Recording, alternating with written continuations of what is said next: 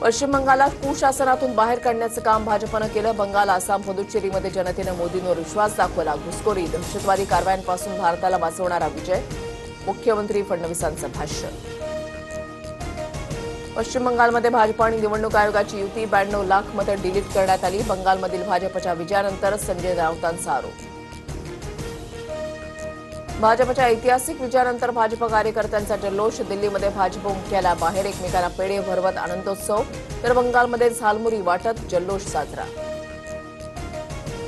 देशाच्या राजकारणामध्ये सुनेत्रा पवारांचा नवा रेकॉर्ड. बारामतीमध्ये 2019 मधील दादांच्या मताधिक्यापेक्षा सुनेत्रा पवारांना जास्त मतदान. सुनेत्रा पवारांना 2,18,000 मताधिक्य.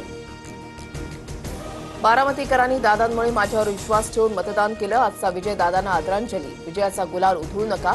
उपमुख्यमंत्री सुनेत्रा पवारांचं कार्यकर्त्यांना आवाहन. राहुरी विधानसभा पोटनिवडणुकीमध्ये भाजपच्या अक्षय कर्डिलेंचा विजय. कर्डिलेंना 1,34,000 मताधिक्य.